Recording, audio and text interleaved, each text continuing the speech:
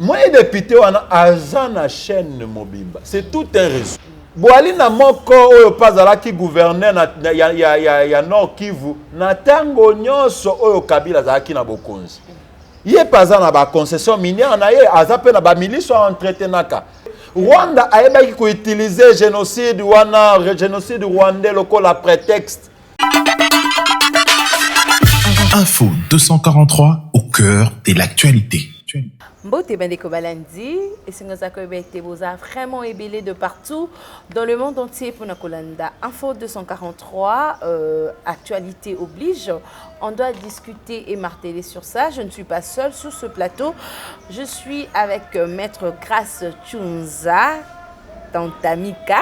Oui, avec lui, on va parler actualité. Lui, il est président de la dynamique Impunité Zéro. Sola, actualité en Bokanabiso, na Est, malgré cesser les faits, Makamozaïk continue toujours. On va discuter un peu sur ça. Je dis bonjour et bienvenue, Maître Grace Tchounza. Merci beaucoup, madame. Bonjour. Vous allez bien? Je vais très bien. Oui, un message pour la population tout, de partout dans le monde entier. Ok, na tombeli bambote elamu na bai Congo nyonso o bazabisi bipai biso na tombeli pe mbote elamu na ba o banso ba lingaka bitumba to lolenge oyo mwana mboka to mwana mosala to héros vivant de sa génération mwana mboka Grace Tchounza abundaka pe alingaka ete mboka eba komema malamu na tombeli bino nyonso mbote malamu toye awa komimonisa te toye awa kosala ete bato balinga biso te me toye awa po ete tolobela tofungola babwanya to mayele ya bakongolomani oyo basengeli basosola baenjeu politique ya mboka na biso na yango na tombeli bango boyoki malamu to bolandi malamu ya émission oyo. Merci beaucoup. Question nanga libosu ezali sur arrestation ya député Edouard Mwanga na Masisi o bakanga ki na ba arme réaction na ezali par rapport na yango. Na koloba ete na lakisa ki oyo yambo ete to banda émission oyo buku oyo nga na salaki na bengi yango le parc national de Virunga. Le machine à détournement de fonds des systèmes d'émeraude. En un mot, Ndeto Bengi Yango, la nébuleuse de Virunga. Mwana mboka mboso, biso toyebaki koma mokanda oyo pe totangaki yango liboso ya bapanzi sango lokola bino pe tolobaki ete ba députés nationaux, ba ministres nationaux, ba généraux na ba colonels ba officiers en un mot ya FARDC na ya la police oyo baza ba ressortissants ya Nord Kivu bon des grands Kivu en général bango nde bato bayali na sima bango pe lususu bazali na sima lolenge moko na Rwanda ya ba rébellion oyo eza kobotama lokola bambinzo na este ya mboka na biso tolobelaki yango mwana mboka mboso nkodi ya mpwanga alobaki pe yango ete ba député balongwa o bali na ba groupe armé balongwa nga pe nalobaki yango eza kaka ba député te ba ministre na ba généraux o bali na groupe armé balongwa po eali makambo ya mboka bandeko na biso baza kokufa mwana mboka ndeko na ngai Vanessa nga nakendaka mingi na este na mboka na bina este mboka na biso okay. na likolo ba makambo este lokola ba pelengano o nyonso tout po ba bengi ba politicien na français ba pelengano o nyonso boyebi oyo balobaka baza koloba makambo ya este avec beaucoup de lacunes et de l'ignorance. Baza pe na maîtrise na yango te. Okay. Nga na koma ouvrage oyo nga na tia po ete bango batangaka oyo ezana ba annexe ya ba relevé bancaire ya ba financement ya terrorisme wana oyo eza kosalema na este batangaka pe yango te basombaka pe yango te. Menga au moins na mbula moko na kenda katomba la mibale misato na est pona koyeba kotala kosala koyeba kososola nini eza kosale makuna na est na mboka na biso lolenge kani tango nazolobela o etali Ruchuru nakoma na Ruchuru tango nazolobela o etali Bunagana nakoma na Bunagana tango nazolobela o etali Beni nakoma na Beni tango nazolobela o etali nini Masisi nakoma na Masisi. Mais mingi ba pelengano to ba politicien na bino bozo benga ba leader d'opinion ba lobela kabino makambo ba solité ba ye o bango ba yebi pe yango te mais baza kolobela bango po ete ba e ba komona bango kaka ke baza koloba. Ndeko na ngai Vanessa makambo ya este ya mboka na biso yali ya kozwa yango na bo PTT.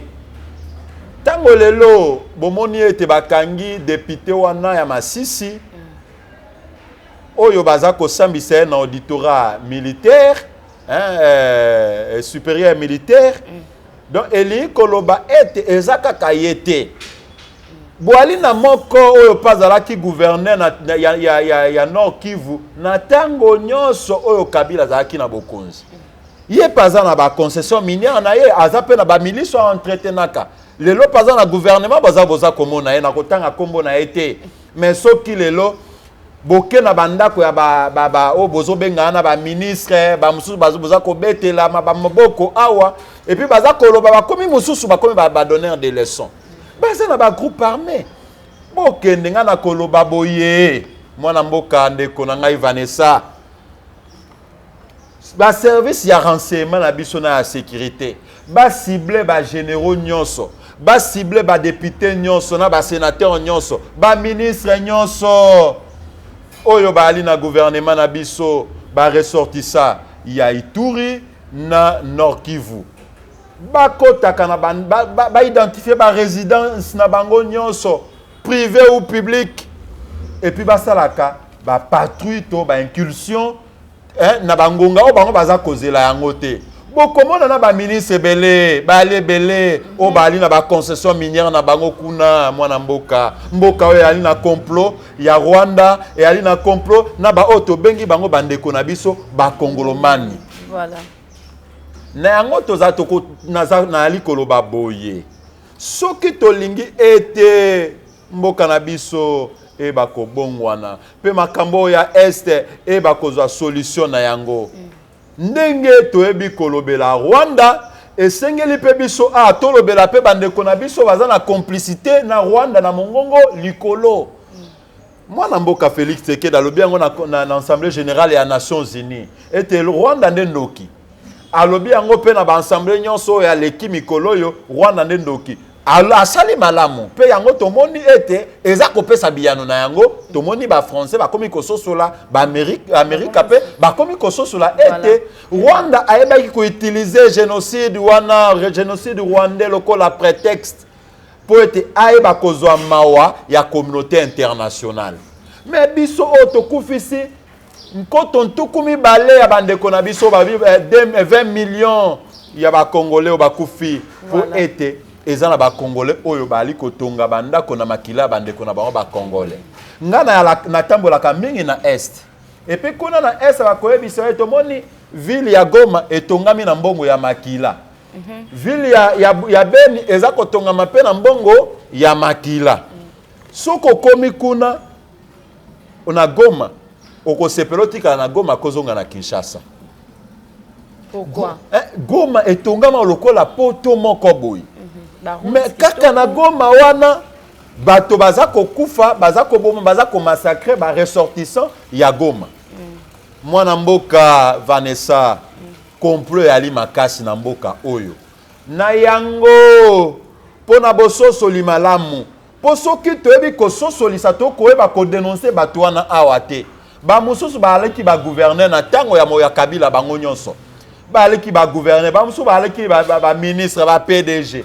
Bangonde baza na base baza ya collaboration occulte na ba rwandaise na tangi kombo ya moto awate pour être aza ko bénéficier na droit ya honneur. Menga na lobi boy na tangi na ngai kombo ya moto te.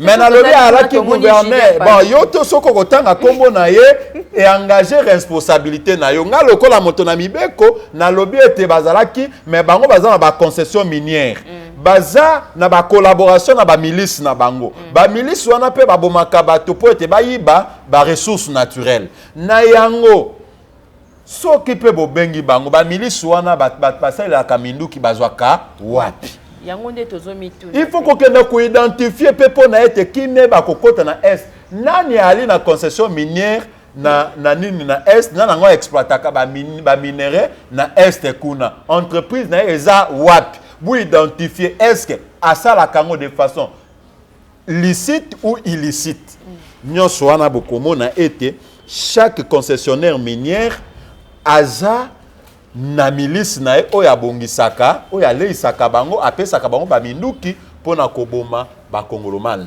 po ete bango bayiba bomengo tonkita ya mboka ndeko na ngai Vanessa lelo boni tomoni mwana mboka Félix Sekedi atelemi nde toali komona babiyano ba député bakomi kokanga bango aza ye mon côté moi député wana aza na chaîne mobimba c'est tout un réseau on sait que ya yebi baninga na yeba opéraka exactement voilà ozomona aza payé mon côté na lobby makambo wana euti lelo te il faut qu'on remonte na enquête alors service ya renseignement na sécurité sengeli ete bango pe basala mosala na bango basala mosala na bango po ete mboka oyeba kozwa kimia na yango ngana kena na mona ndenge nini baza koboma bandeko na biso ndenge nini baza kokunda baza koboma kotobola ba mama ya zemi bana babimisa bana prématuré bon na mona ndenge nini baza ko violer bana mikie na ali moboti ndeko Vanessa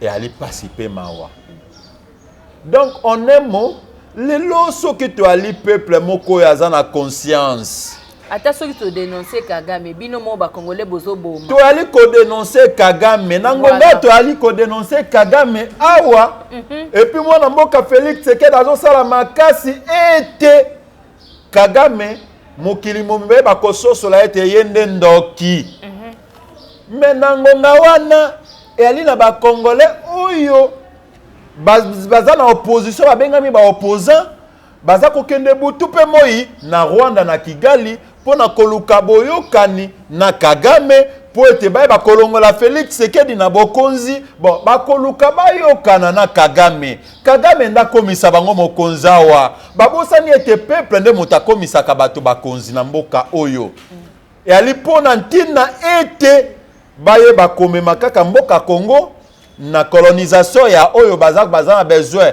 ya mbongo po ete mingi oza komona ba opposa bali ba opposa te bali na complicité na Kagame bali na complicité na banguna o bango litomba na bango ya likaka ete baye bakokota na bokonzi na lobaki yango pe na lobaka yango la menace qui pèse sur la République et sur notre peuple ndeko Vanessa est plus vaste que nos ambitions. Lelo na koki kozala na komi président de la République et que na este kuna bali koboma bandeko na ngai na kozala na esengo ya kokamba. Lelo na komi président de la République et que na moni ete Kongwe kabwani na koala na sengo ya kokamba mboka oyo.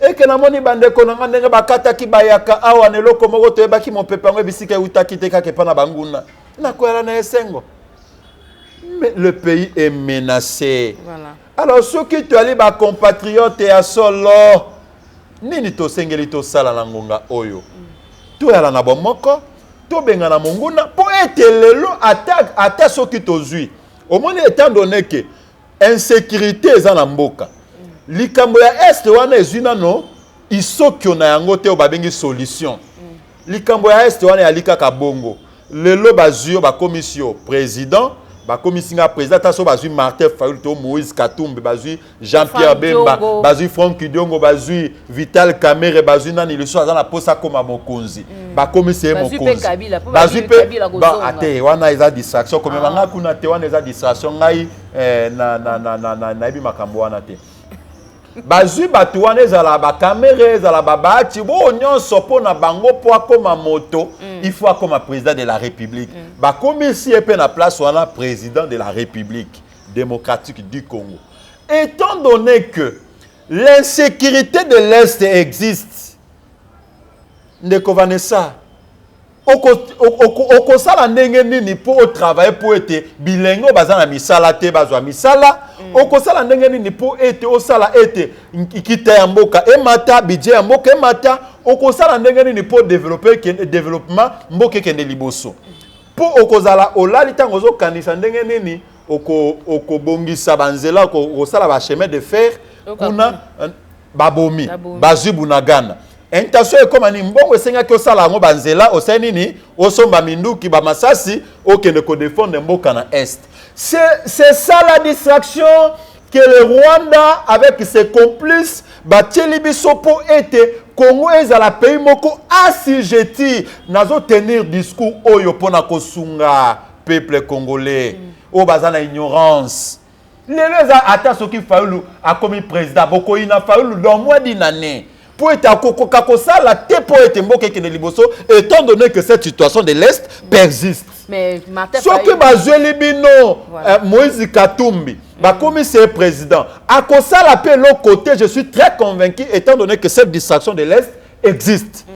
Bakoke kozwa Vital Kamerhe oyo bakongolomani na uta koyi mbongo ya mboka bakongolomani babenga kaye les pacificateurs commissaire président akosa le côté étant donné que makambo ya est wana eza ko peut exister bazoli pebino nano babenga Maradona baati lukwebo commissaire président na contexte ya mboka akosa le côté pour que cette situation existe. Mais qu'est-ce que nous pouvons faire étant donné que la menace est vaste? Tous à la unie. Tomoni était mon mboka Félix Tshisekedi a dénoncé Kagame, a dénoncé ba onyo sobaza na nini kuna kosala koseme trouble wana, a instauré état de siège. Ba patrouille militaire rezo salema butu pemoi. Yoka sikoyo eloko nini to ba mbano nini état de siège wana oyo ememi.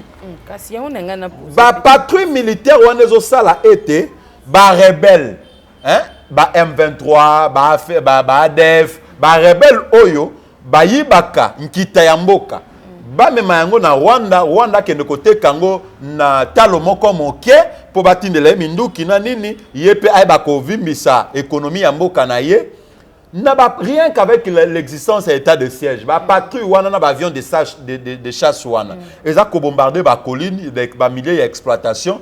Ba rebelle baza ko exploiter les sous ba quantité à malongate ba mema ba multinational wana ba sosoliete donc on c'est ce que état de siège EPC à part ya makaso batu baza ko sosolate ba rebelle ba bango pe baza batu lokola ba na posa ya bomoi eza na moto moko ta na posa bomoi te bazo sosola tozo kufa tant bazo linga ba iba bo nkita avion de chasse eleki et bombardé ba pe ba komi ko batama.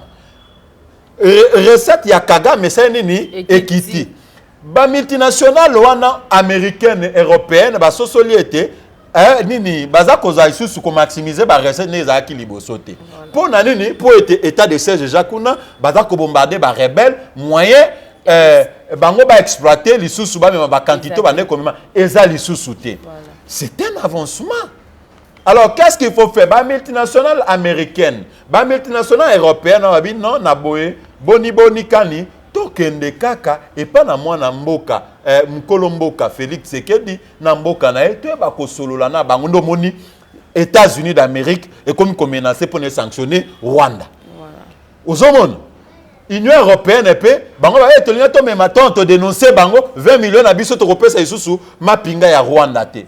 France atala lobi ngande naza kolala soki naza kolala mboka o soki eke na risque to perdre yango soki mboka o États-Unis a joué en totalité na perdre pe yango. Qu'est-ce qu'il faut faire? Ngape na kende ndebo monaki Macron aye akati maloba na na mokuse alobi na ye pona partenariat gagnant égal à égal po te babi Rwanda basosoli batunyo soane zala européen, américain, société Rwanda, Kagame, a tekela ki bango, illusion. atekeli bango mutu kezanga moteur ekotambola ndenge nini ye aza na bozwi te na lobi ke non aza na bozwi tango basosoli ete aza na yango te ba comprendre que non Kagame c'est un vendeur d'illusions et que maintenant à la fin de sa carrière Kagame c'est fini pour lui. Vous comprenez un peu ça? Alors au lieu de continuer de soutenir celui-là, oyebi bato mingi bakoloba moi na mboka na za koloba po ete aza muluba aza koloba po tango na telemelaki tu sais que du temps on a baki président Félix Tshisekedi président à résidence surveillée tant akotaki na bokonzi wana nazalaki muluba te tant asalaka makombo ya mabe na telemelaka wana nazalaka muluba te mais lelo tant na lobby étant donné que aza mokonzi oyo tomoni aza komema biso na kimia libela na este ya mboka na biso to continuer to soutenir ye azwa deuxième mandat po soka azwi deuxième mandat ndako pesa kimia ya libela na libela pe bakonzo bakoya na sima na ye bakoye bakokamba mboka pona destiné ya peuple congolais wana akomi moluba ndeko ndenge ozomona nga awa eza teke nazosenga Tshisekedi apesa ngai poste to apesa ngai bomengo nali ata 10 francs ya pouvoir na ete nga nali ata 10 francs ya pouvoir na ete na ba ville essentiel pona nga na bundaki pona alternance salemi siko naza kobunda po ete mboka ezwa kimia yango wana nakomi babuku ya mineno youti kotanga wana Nebilez Virunga nasali nakendaka na es nazwaka na riskaka po ete lobi mboka eke toza kobunde tozala ba politicien o toza kosala politique po ete kaka biso na mabota na biso to se retrouver tozala ba politique o tozo sala ba politique tozo sala politique po ete mboka efuluka mboka ekende liboso. Alors ceux qui tozo tala biso nanu kaka ngai nano kaka yango wana ozomona Fayulu yelelo akoma écrit po ete azaki na posa ye kaka Moïse Katumbi aza kokoma écrit po azaki kaka ye kaka ozomona tolobi lelo mwana mboka tolongola ba peuple congolais na ignorance Moïse Katumbi asalaki na Kabila nde mutamemelaki biso ba M23 Moïse Katumbi azalaki gouverneur ya Katanga. Vital Kamerhe asalaki na Kabila akoma ikutu pona ni naponi Moïse Joseph Kabila. Tozui ba Chiluko basalaki na Kabila. Tozui Bemba basalaki na Kabila. Tozui ba o nyonso ba Fayulu wana ba faciliter Kabila ba tâche na ba kokomisaka ba mozi ba neni ba kimbuta gouverneur na mboka oyo. Batu wana babomi mboka. Babomi mboka lelo pona nini te mazemba azozwa ba couple lolinga na ekozwa yango po ete mbongo ya gouvernorat Moïse Katumbi lokola gouverneur o lelo akomi donneur de leçons akomi mwanja outi na lola kiti na seba pona peuple congolais Moïse Katumbi confisquaki ba ressources minières nyonso ya Katanga Moïse Katumbi azwaki ba petit commerce nyonso ya Katanga ekomaki yaye lelo jeune conscient lokola Grâce Tshunza ezaka po etaza millionnaire milliardaire ngana zana na simana koma kobetela maboko c'est que peuple congolais o ngana bundela bango bitumba ya Rossi Mukendi bitumba ya Lumumba bitumba ya Etienne Tshisekedi tonyati yango na mabele po ete batu wana bazala ba profitaki na ba fonction d'état pona koyiba mbongo mboka lokola ba Moïse Katumbi mutu moko ta koyebisa nga te yende Angelou Tozui Martin Fayulu oh le la komi lokola lolema oyebi lolema ndeni sauve sourire hein akende pas Martin Fayulu matata mponyo mabe akende pas Kabila mabe akende pas Moïse Katumbi mabe finalement nina ali koluka marche n'est pas ils a prévu le 11 awa wana distraction wana ezali distraction tout court. Et là, comment Abi Félix Tshisekedi a signé un contrat na Kagame. Na lobi boye, contrat yango ya signé na Kagame ali biso to moni te Tshisekedi Félix Tshisekedi ayo kisi Kagame soni. To moni biso to moni te to kolobela ngo ndenge nini. Nga na moni te Félix Tshisekedi ayo kisi Kagame soni. Afin lelo mokili mome komi Kagame ndokie Kagame mobomie Kagame mo to yebi yango na nga lobi Kabila azalaki wa lobaki te azalaki lokola mouton lelo mwana mboka Félix Tshisekedi au prix de sa vie a dénoncé le plus fort de l'Afrique entière Kagame lelo mokili mobimba ete Kagame ndoki pona nini te tondima moto o asali mosala ya boye pa ali kosala mosala boye ndeko na ngai pona nini kimotema mabe kino wapi kimotema mabe na mboka oyo totika mwana mboka Félix Tshisekedi akamba na kolobela na peuple congolais lelo na mboka oyo to ali na opposition te bitumbo biso to bundaki lelo tango na ali kotala il faut soit na zongela opposition mais lelo na lobi soki na kozonga na opposition na kosala opposition na banani peuple congolais non ce sont des aventuriers et ali kosala ngai pas seul opposant le seul opposant qui peut faire le seul qui peut faire une bonne opposition et ali kaka mwana mboka Franck Diongo ngape ali kopesa nga pasi po ete mwana mboka Franck Diongo ali liyepe kaka koluka koyokana na bato lokola ba Moïse Katumbi ali papa na ngai na oki kolobela papa na ngai mabete nde sika papa ai kososola mwana na ete ye mwana mboka Franck Diongo akoki kosala bitumba na ba Moïse Katumbi te akoki kosala bitumba na ba matata mpoyo te akoki kosala bitumba na ba Adolphe Mozito te akoki kosala bitumba na ba Fayulu te yende mwana oyo Kondo Etienne Tshisekedi wa Mulumba ayebaki kolakisa bitumba ya mboka na bonsomi nyonso soki alingi le seul qui peut faire une très bonne opposition c'est Franck Diongo mais lui aussi se mêle dans du bonnet blanc dit pareil au même mais nali ko senga ete tata na ngai nali ko senga ete tata na ngai ngana même ya kamingi ayeba ko sosola ete mwana oyo aliko même ya bitumba na lokola peuple congolais nyonso po etame ma bitumba na malamu po ete tolobi teke mwana mboka Félix Tshisekedi abongisi mboka 100% po ali na makambo oyo mwana soki otelemeli yango pe ekosunga pe mwana mboka Félix Tshisekedi atambola malamu pe abongisa mingi koleka voilà sikoyo soki tokei na opposition ya lelo tomoni ete e alinde na bato bali koluka bokonzi pona batondisa ba mabumu na bango e alinde na bato bali komema bitumba pona lokumu to bonsomi ya mboka te bon okobundisa Tshisekedi po ete asali nini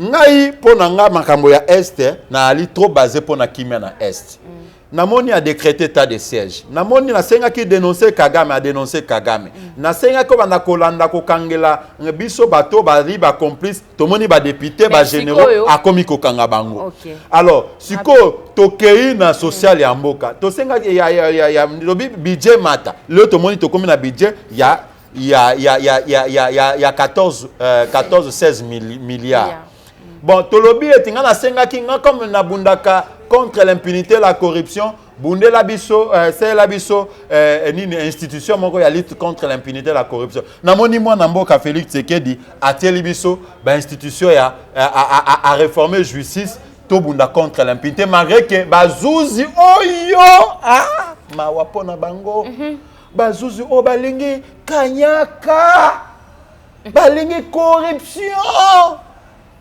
kende kaka tambola kaka na ba parquet généraux kuna nde cop na cop soko kiti na ba grande instance oke na ba tripe kuna koloba lisusu te bazuzi ya mboka na biso balingi kanyaka siko likambo ya lutte contre l'impunité na corruption toko condamner mwana mboka Félix Tshisekedi to condamner bazuzi o atie wana bazuzi yango tozo senga lisusu ayeba kobandela kotia bazuzi mususu ya sika po ba oyo bango basombami na kanyaka voilà alors ngai pona moto oyo a initié lutte contre l'impunité parce que je suis le pionnier de la lutte contre l'impunité et la corruption dans ces pays na sengi na moni azako sala onga nazo senga yebisanga sikoyo azokamba pe mboka ye moko te azalaki na majorité te aye akambi na FCC lelo abomi FCC komi union sacrée mais ba député on est à lokola o changer moi na kombo mais moi na tikali kaka na libota na ye o sali nini union sacrée toza komona ba coopéra ba ye wana Mais malgré tout, malgré ce qu'on dit, le blocage, le fils de Tiens Tshisekedi se démarque dans sa politique. Alors pourquoi ne pas l'accorder? Moi, je le répète ici, je n'ai jamais bouffé même un sou de Tshisekedi. Je ne suis ni conseiller de dans son pouvoir, je ne suis ni mandataire. Je n'ai aucun contrat financier. Okay. Je ne suis pas financé non plus par ce service. Mais quand je le soutiens, c'est parce que j'ai une seule préoccupation, l'accorder un second mandat afin de l'aider, de le pousser à finir la situation de l'Est. Merci Moi, beaucoup, je viendrai candidat président de la République. Après lui, je pourrais alors, au cas où je gagne l'élection, diriger pour la destinée de mon peuple. Merci beaucoup, M. Grasse. On continue toujours. La RDC va exiger sanctions à Rwanda, M23 pour non-respect accord et à cesser les faits. Donc, comme hier, mais M23 wana, il faut qu'on sanctionne. Donc, guerre. Tolobi boye. Actuellement, le Congo est victime. Si Tolobi est en guerre, tu déclaré guerre bisonde. Toute cette communauté internationale qui nous piège jusque-là va encore se réunir derrière Kagame, derrière le Rwanda. Alors, Bisso toza la position, étant donné que Bisonde toza agressé, la légitime défense, c'est un droit reconnu à tout le monde, tous ceux qui se sont agressés. Nous allons organiser la légitime défense qui va nous permettre de nous défendre vis-à-vis de l'agression rwandaise. Alors, les conséquences seront ou peseront contre ceux qui nous agressent. Mais ce que je salue en fait le chef de l'État Félix Tshisekedi parce qu'il a dénoncé. Nous avons dénoncé, nous avons crié, le monde entier, que ce soit le Conseil de sécurité de l'ONU, que ce soit les États-Unis, le Conseil de sécurité de l'ONU, c'est l'ONU. La MONUSCO, dans l'ONU, on parle de l'organe suprême. Voilà. Le Conseil de sécurité de l'ONU, que ce soit qui s'occupe des problèmes de la sécurité, que ce soit l'Union européenne, que ce soit tous les pays européens, Amérique, asiatiques, africains, ainsi que c'est le Rwanda qui nous agresse derrière le M23 et d'autres groupes armés. Au moins, le sorcier a été dénoncé. Alors, s'ils veulent nous aider pour une paix éternelle, ils nous aideront.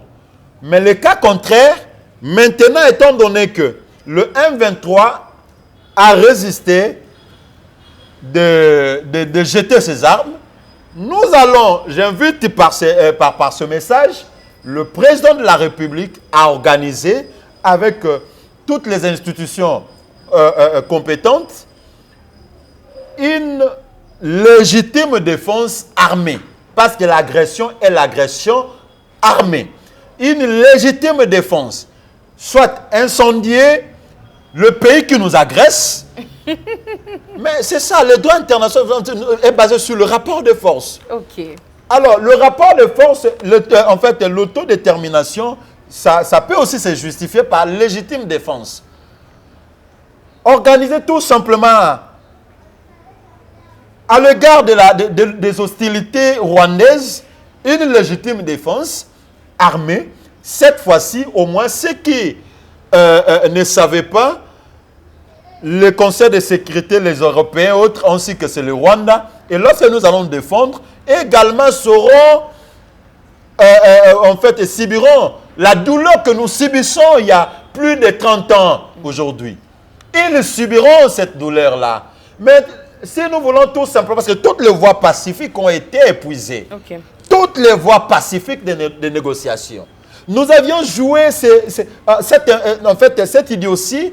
Pourquoi? Parce qu'il fallait tout simplement aller jusqu'au bout pour avoir raison. Maintenant, nous avons raison. Maintenant, nous avons raison. Avec une volonté délibérée, nous avons épuisé toutes les voies. Angola, on a intervenu. Kenya, on avait intervenu. La communauté internationale dans toutes ses formes a intervenu. Et finalement, nous avons conclu que le Rwanda et Kagame sont déterminés de ne pas baisser les armes. Nous également, nous les rappelons qu'aucun centimètre de la République démocratique du Congo sera donné aux Rwandais. Parce qu'ils le veulent à tout prix. Nous décidons maintenant de ne pas continuer à enrichir le Rwanda par des minéraux du Congo qu'ils ont exploités pendant plusieurs années de façon illicite. Qu'est-ce qu'il faut faire? Pour ne pas continuer à voir les sangs de nos compatriotes versés, nous également, nous devons nous défendre pour protéger nos populations. C'est que si possibilité au camp de ces défenses-là, incendier Kigali, on va incendier Kigali. Organiser au moins ça, et là, ça va imposer du respect. Voilà. Si nous partons, nous disons, parce qu'en fait, la paix durable à l'est de notre pays ne viendra ni de l'Orient ni de l'Occident, mais ne viendra que du peuple congolais et de l'armée congolaise. En termes de ressources humaines, le Congo a plus de population. Si aujourd'hui on décide, on prend seulement le Nord Kivu et le Sud Kivu, envahit le Rwanda, Kigali, donc Kigali sera envahi. Donc, tout l'équipe bango n'a pas tebele. Voilà. C'est qu'en termes de ressources humaines, tout l'équipe bango. Résistance nabiso, bakoko kangote. C'est que ceux qui bango baza 10 000, biso toza 20 millions. C'est que na 20 millions, ceux qui bako boma 10 000 deux personnes na mutumoko, bako boma 20 millions 20 000 personnes. Mais biso ceux qui te lobi na 80 millions toza na yango 1 million kaka nesa la musala tokoboma bango nyonso. Vous comprenez un peu que non, le Rwanda là attention kazana baminduki parce que moi je sais que il y a aucune bombe atomique qui soit plus forte qu'un peuple constant et déterminé à sauver son avenir. Alors nous devons être cette fois-ci, là je demande au président de la République, je le sollicite, d'être trop déterminé maintenant, on instruit le peuple congolais à défendre son avenir. Merci beaucoup. Déclaration Yananga, votre avis par rapport à ces déclarations-là? Moi je pense que Corneille Nanga, c'est finalement en fait une distraction de plus au moment où nous devons être très concentrés, voilà.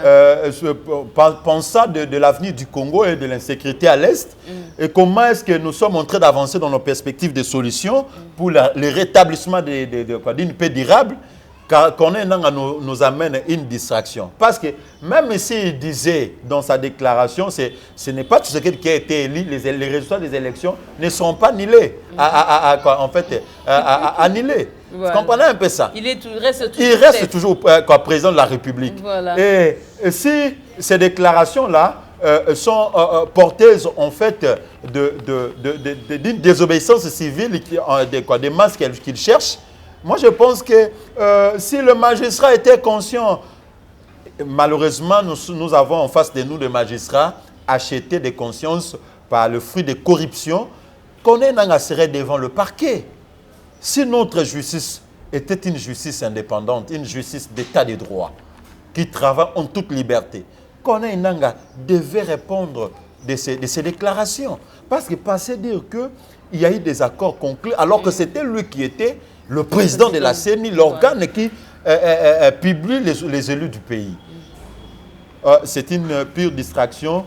Et s'il continue ainsi, et que la justice se montre encore complice, nous allons initier des actions en justice pour que Corneille Nanga nous dise c'est à quoi consistait cet accord. Est-ce qu'il y aura bel et bien élection en 2023? Nous croyons que... Moi, je dis ceci. Voilà. L'élection, c'est un droit civique. Je suis défenseur des droits de l'homme. Je soutiens l'organisation des élections en République démocratique du Congo et surtout... que nous sommes en 2023, l'année prévue pour les élections.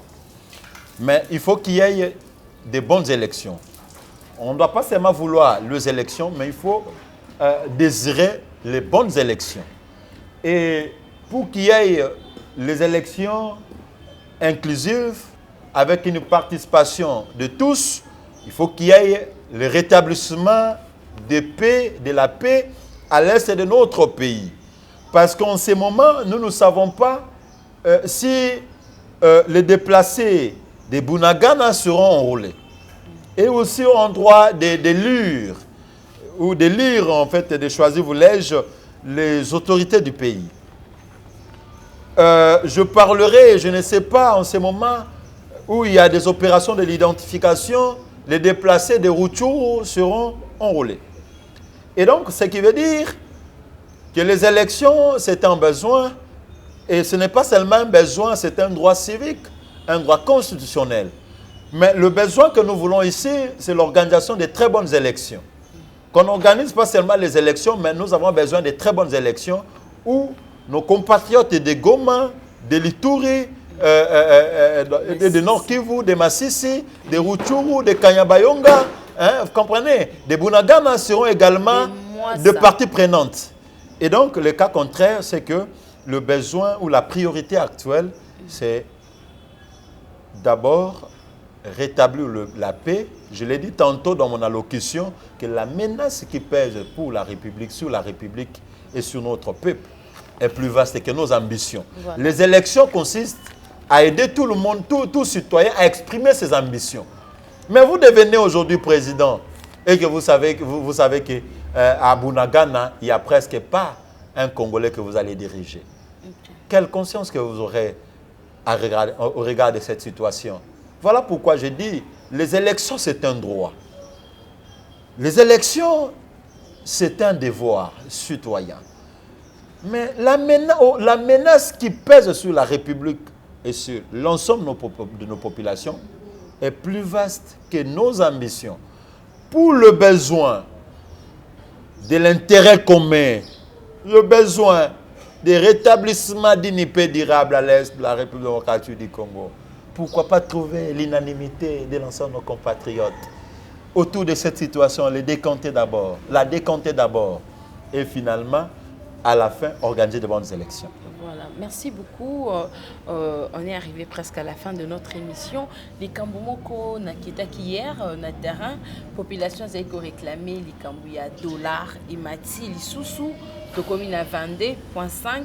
Libanda na cité, c'est que lobby to lundi to comme déjà na 23 donc ils ont fait ça vraiment passe. Est-ce que pourquoi valoriser notre monnaie ou valoriser monnaie na lobby boye bolobi banda kutba futaka problème ezani voilà na franc congolais bisika on ali na yambio bisika na ali ko futa na résidence na ngai voilà na ali ko futela awa na ko lobango te ke na ezepa na nga na somba na tonga te na ali locataire. Mais tout ça au foot là, dollars. Ce qu'on tourne, combien on exporte et combien on importe. Ce qui est lo ne konangai, tolingi, toliama tembele, toke ko sombe zo uta na Chine. Donc 10 francs il y a $1 où il fallait que dans l'économie en mboka na biso ko dans l'économie nini Chine ya Chine. Ce qui na lingi na la litungulu na ke kosomba wapi na France. C'est que $1 il fallait que na économie en mboka na biso koti wapi na France. Ce qui na lingi na lia soso obabengi ebembe adula na ke kosomba wapi na États-Unis. C'est que $2 il fallait que na économie na mboka na biso ke wapi États-Unis bamboka na basali la kanini dollar. Tozo somba biloko pa na bango na dollar. Dollar ya mboka na biso zo kende et pas na bango. Donc il fallait zala awa franc congolais zala muke dollar ezale belé, franc congolais comme belé, dollar est comme muke. Yango na dollar ezo sa nini eza komata. Donc la politique monétaire na biso eza malam eza kitoko te. C'est que na ngo to kosenga na ebite soki ministre ya agriculture ya mboka na biso Moussala na ezalaka nini. Na yete soki ministre ya pêche et élevage na mboka na biso Moussala na ezalaka. Parce que ba bien ya première nécessité, yango ne ba bien esimbaka économie ya mboka na biso. Le seul produit otozako komema liban côté kana liban na mboka na biso zakaka ba minéraux. Ozomona kaka le seul produit ozomema na biso mbongo ya bapaya na mboka na biso. Comprenez un peu ça. Moi, je pense qu'il faut instruire le président de la République. Donc, le président de la République a dit que maman, on m'a tembélé la place où nous sommes barrons libanda. Il y a que la côte qu'on a tembélé nanda kuna ba na kolia kawo zo qu'on a nanda kuna yo.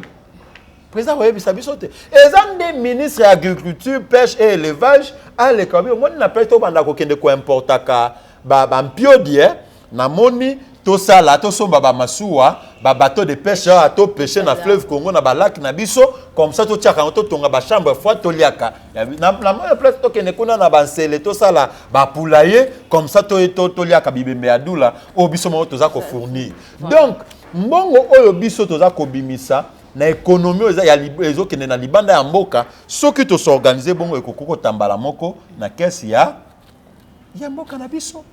Dollar ekoko mebele, franc congolais ekoko ma muke. Des dollars au sanini ekokita. C'est ça la politique monétaire. Pire encore, quand vous avez des gens, une population mal instruite, pense que c'est le président de la République qui doit fixer le prix des biens de première nécessité. Oh, il y a tout un ministre de l'économie qui est là.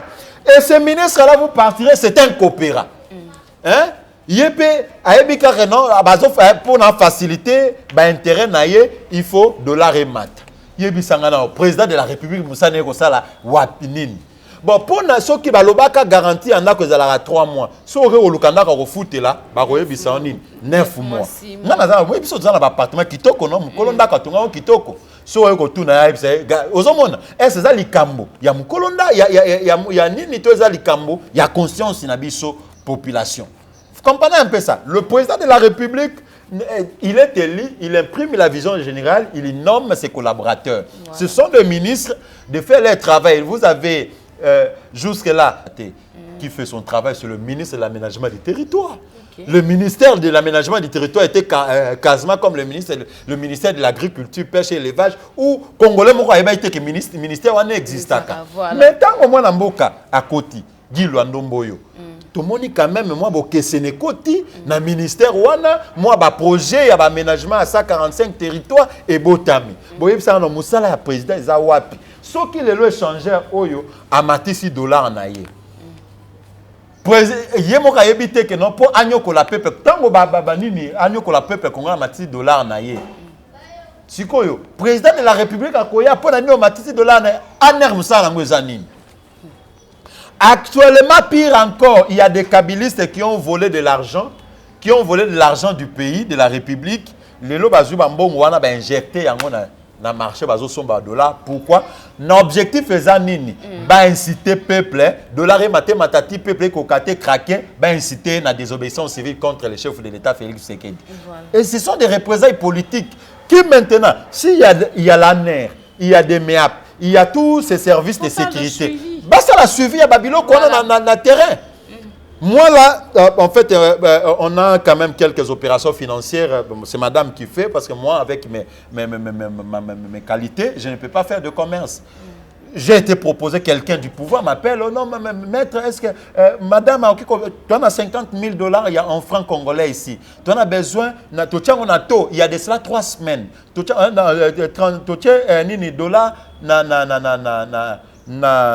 $235 000. Vous comprenez un peu ça? Il y a personne qui a le cosu en bon. Na kozo en bon wana na ena memeli mwasi nanga totie to tomati mbalamoko po biso to yebi ke tozwa ata di bénéfice ya 100 000 likolo na 50 000 $ wana na osani ni madame ils ont total intérêt na biso $, na 27 000 tout changer yango. Mais j'ai été proposé de ces choses-là qu'il y a des 3 semaines. Bon, pour vous dire qu'il n'y a pas seulement ça, il y a des kabylistes. Et même la masse monétaire qui est jetée sur le terrain, est-ce qu'elle est vraiment suivie? Elle est contrôlée, cette masse monétaire. S'il faut identifier la masse monétaire, on doit remonter de 2006 jusqu'à aujourd'hui. Combien de francs congolais ont été imprimés? Merci beaucoup. On est comprenez, pour voir que tu sais qu'elle n'a rien à voir avec la montée des dollars. Donc tout cela, ça dépend de l'économie du pays. Autant qu'on importe, autant qu'on appauvrit l'économie de notre pays et subissons. Voilà. Merci beaucoup. Votre numéro de contact? Je suis Gratchounza Tantamika, voilà. Coordonnateur de la Dynamique Impunité Zéro. Donc le président de la Dynamique Impunité Zéro parce qu'actuellement il y a un coordonnateur. Voilà. Moi je suis président parce que je dirige le comité des sages de cette organisation qui fait un très bon travail en République démocratique du Congo. nous sommes très bien organisés et nous fonctionnons très bien en toute liberté. Mais si vous voulez me joindre, vous pouvez me joindre par ces contacts. Plus 243 81 00 54 248. Plus 243 81 0054 248. Je suis Gratchounza, appelez-moi. Vous avez besoin de n'importe quelle information s'agissant de la situation politique, économique du pays, parce que vous avez été longtemps trompé par des politiciens véreux. Nous sommes là, la nouvelle génération, pour assumer en fait nos conséquences et surtout pour faire avancer la République démocratique du Congo. Merci beaucoup, Monsieur Grasse, Maître Grasse. Merci aussi à téléspectateurs. On est qui branché Info 243 pour nous biso appeler, liker, commenter, partager nos vidéos et comme ça la vraiment qui te copenza d'ici là. Porte-vous bien, à bientôt. Bye. Info 243 au cœur de l'actualité.